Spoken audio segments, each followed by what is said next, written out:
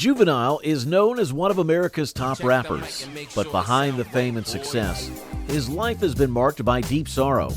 He endured a heartbreaking loss when his children passed away tragically. How did this happen? And did it change the course of his career? It's some, yeah, those kind of memories, you don't share them. Famous for his powerful rap songs and major influence on the music scene, Juvenile's story is far from glitz and glamour. Despite his wealth and status, he faced a series of tough challenges that pushed him from bad to worse.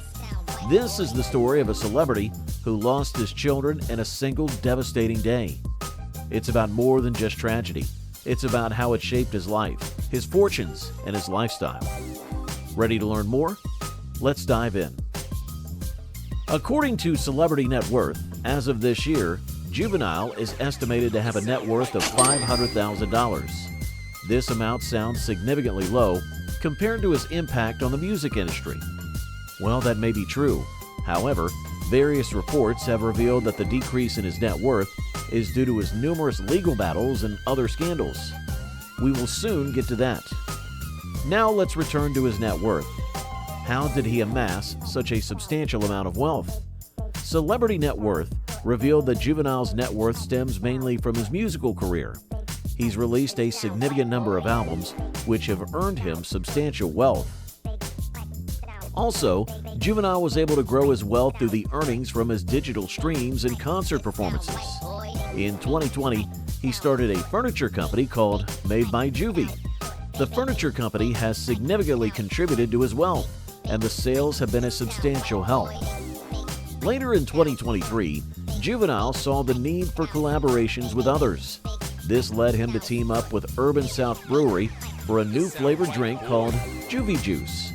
The collaboration became a huge success and, of course, led to an increase in his net worth. There are speculations that Juvenile may have had other streams of income that have been kept hidden from the public. No one knows if there's any truth in that. Let's delve into the early life of this renowned American rapper and what was it like growing up for him. Terrius Gray, popularly known as Juvenile, was born on March the 26th of 1975. His childhood and teenage life are quite private. According to reliable sources, Juvenile was raised in the Magnolia Projects in uptown New Orleans, Louisiana's 3rd Ward. For reasons not known, the names of his parents are undisclosed. However, there are reports that a single mother raised him.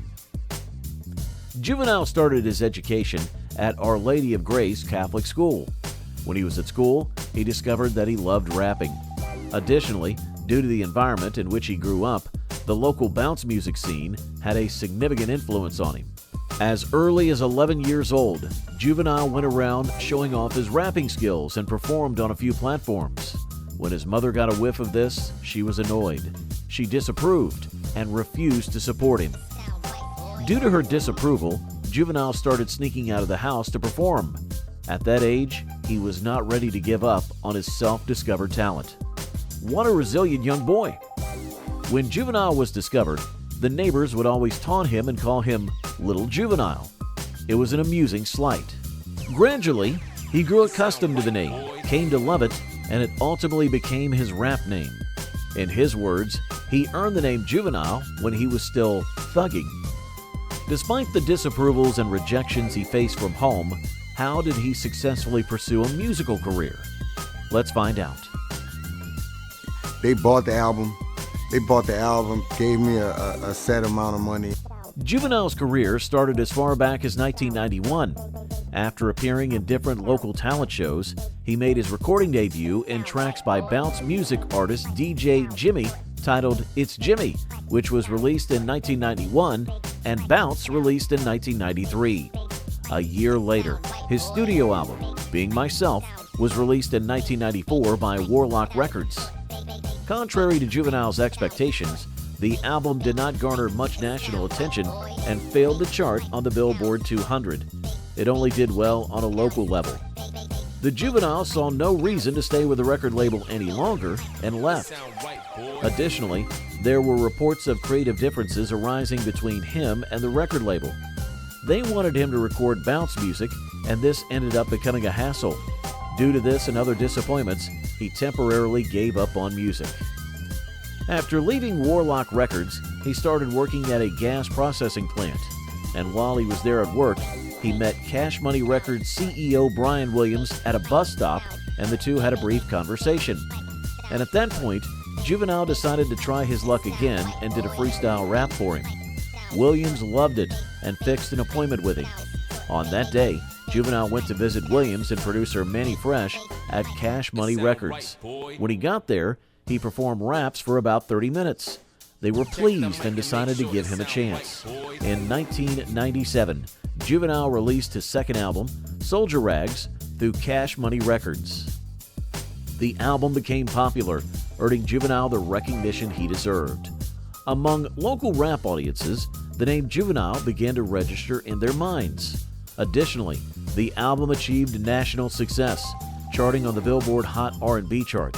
Despite being the first time he worked with Manny Fresh, their collaboration was perfect.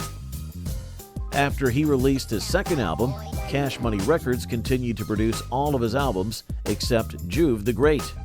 Later in 1997, Juvenile joined the Hot Boys, along with fellow Cash Money rappers BG, Turk, and Lil Wayne.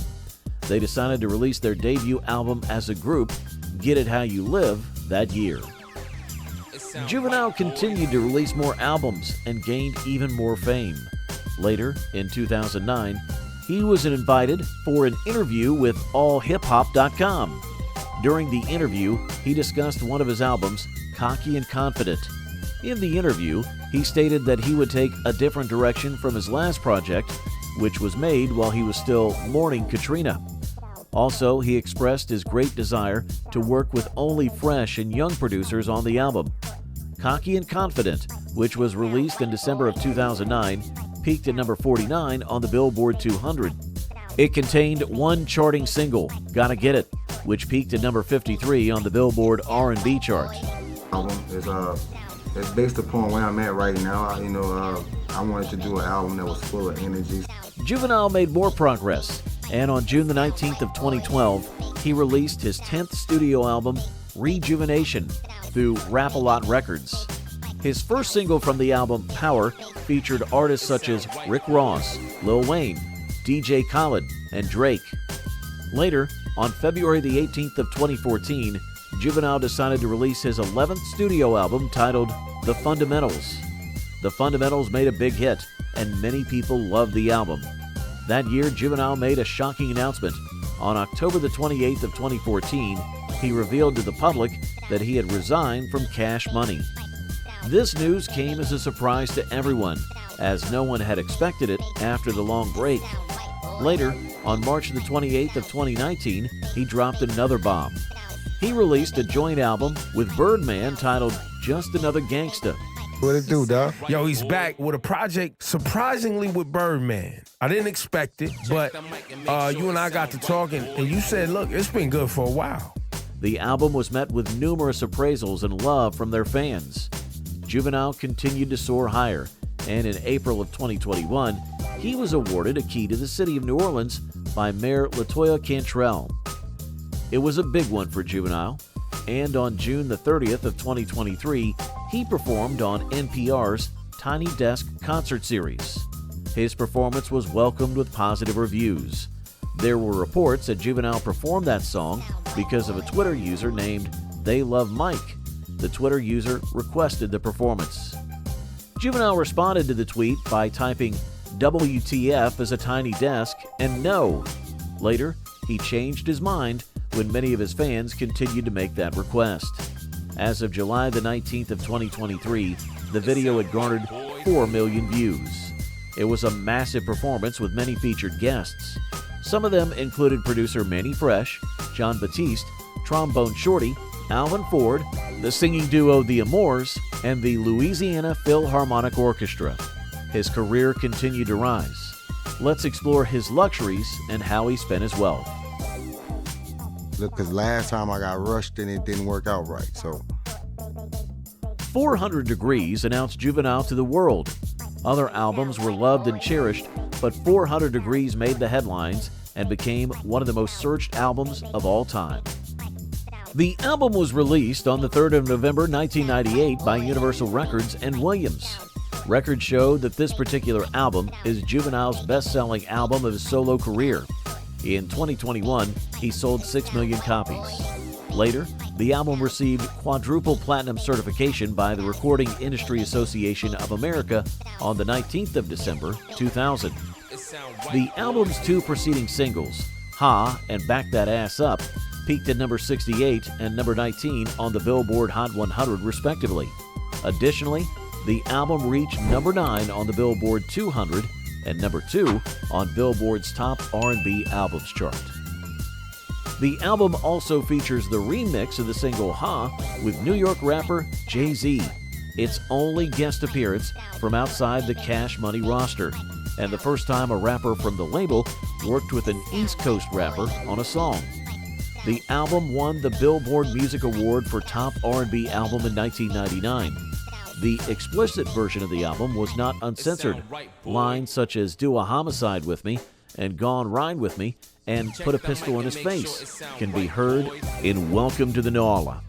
The album was welcomed with applause and acceptance. Later in 2020, Rolling Stone ranked it number 470 on their list of the 500 greatest albums of all time. Surprisingly, Juvenile's luxuries are not well documented. However, there are speculations that he owns a few properties in New Orleans homes. Additionally, he may have other mansions and houses that are kept out of the public eye. Known for his stylish and luxurious clothing, Juvenile is a watch enthusiast who boasts a collection of luxury watches. The famous American rapper also has a private car collection. However, there are reports of a certain Mercedes-Benz in his collection, which Juvenile seems to love and adore. Other information about his luxuries is hidden. Juvenile got married to his first love, Joy DeLeston, and they had 2 children together, Jelani and Micaiah. The two enjoyed a blissful family and were happy. Unknown to Juvenile, life was about to hit him with the biggest blow of his life. On February the 28th of 2008, his 4-year-old child Jelani was shot. The bullet ran through her body and took her life instantly. The bigger shock came when it was reported that Joy and their other daughter were shot as well. Juvenile lost his beloved wife and 2 daughters in one single day. What a painful loss. Enough to break a man, right? However, there was more to come. After the tragic loss of both mother and child, Juvenile's oldest child, his 17-year-old son, Anthony Tyrone Terrell Jr., was arrested by police. According to the investigations conducted, Anthony was a prime suspect in the case. How? Why? These questions and many more ran through the minds of everyone. He was charged with 3 counts of murder and also 3 counts of intentional infliction of pain. When he got to court, to the shock of many, especially Juvenile, he admitted to the crimes. Due to his age, he was not punished with a death sentence. However, he was sentenced to 2 consecutive life sentences. After this, he was sent to the DeKalb County Jail, and there he stayed for a very long time. It was a tough season for Juvenile. During their funeral, he was absent. Many media outlets waited for his presence, but he never showed up. After the funeral, he received much backlash and criticism. Some believed he should have been available out of respect for the dead. After this, some statements were released that Juvenile was shocked and devastated by the event. He had not yet accepted the truth that his beloved wife and family were gone. Later, Juvenile shared publicly that another reason was to avoid media attention. He was worried that the attention would have shifted from the ceremony to him. His voice broke as he spoke, and it took him a long time to recover. Later, he was married to Shadonna Jones. After the whole tragedy, many questions were raised about Anthony's actions. There were speculations that he may have done the act out of jealousy and hatred for DeLeston. Seeing Juvenile happy and having a happy family without him could have been a great motivation behind this. Juvenile's scandals and legal battles earned him more publicity and hatred from the public. His downfall started when he was accused of hitting a man on the head with a champagne bottle. To make matters worse, he grabbed the police officer who tried to stop him. He was arrested and charged to court on felony battery. He pleaded guilty, and the judge sentenced him to 75 hours of community service. In addition to that, he was also on unsupervised probation for 1 year, and he had to donate $5,000 to a local children's charity and pay $782 in court costs as part of a plea deal. And if he violates his probation, he would face a possible 5-year prison sentence. After the verdict, reporters rushed at him and tried to get information from him. All Juvenile said was that he was a good man. Despite all efforts to get him to talk, he refused. Not long after this, Juvenile got himself into more trouble and was arrested for possessing substances. Let's now dig deeper into that. This happened on February the 25th of 2010.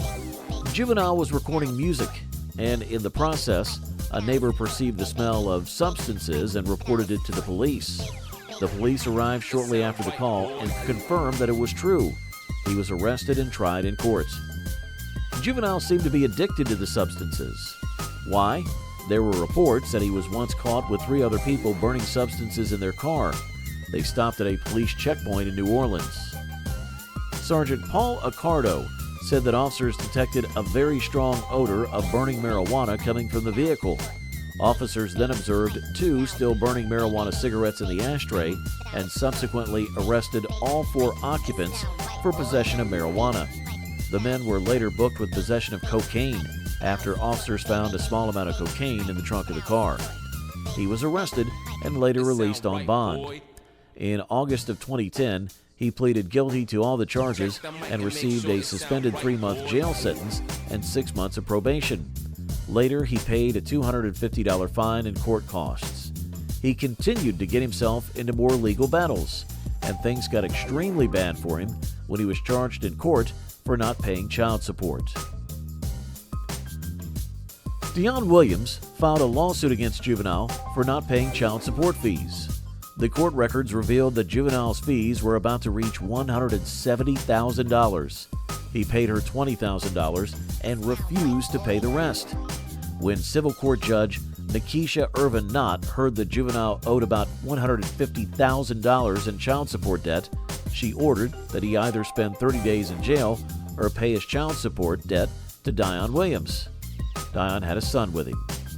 Also in the summer of 2002, he was arrested for physically inflicting pain on his barber. He claimed the barber was bootlegging his music. No one knows how true this is. However, one thing is sure, Juvenile kept on getting into trouble everywhere he went. And with all the legal battles and lawsuits, it affected him drastically. He lost many of his fans and a significant amount of money. Juvenile is a troublemaker, right? Well, don't judge yet as we explore his charitable works. Aside from being a troublemaker, surprisingly, Juvenile has devoted his resources, time, and energy to helping others. He created the Terrius Gray Juvenile Foundation after many years of supporting other foundations. The foundation is dedicated to promoting positivity and reducing negativity in New Orleans as well as worldwide. Juvenile has proven to be a man who loves his community and wants the best for it, hence his desire to build a positive environment for others. Many people believe that his passion and love may have stemmed from his pain. He struggled to survive as a child and wished that no one would go through the same. Another foundation he supported is the RAP Foundation. The Regional Access Project Foundation, incorporated in 1992, is a public benefit corporation dedicated to addressing unmet health needs.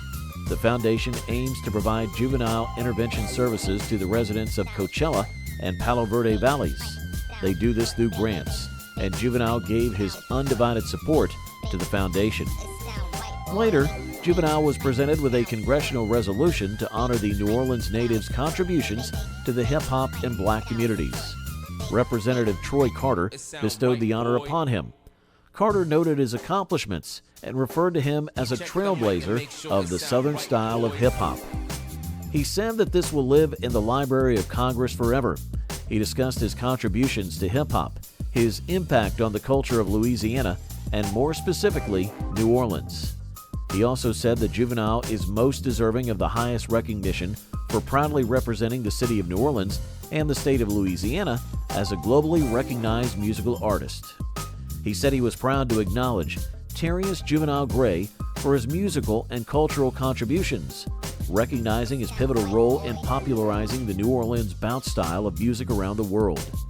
He extended sincerest wishes that he continue to flourish in all his endeavors, both in Louisiana and across the country. Juvenile has earned other awards and recognition for his work. Despite his scandals and numerous lawsuits, Juvenile was able to win the hearts of many due to his philanthropy. Juvenile's story is that of a sad hero. His life was filled with sorrows, pain, and struggles. Beneath the fame and popularity was a man who never had peace or rest. What do you think about Juvenile? Let's hear from you in the comments. And thank you for watching, and kindly click the next video on your screen.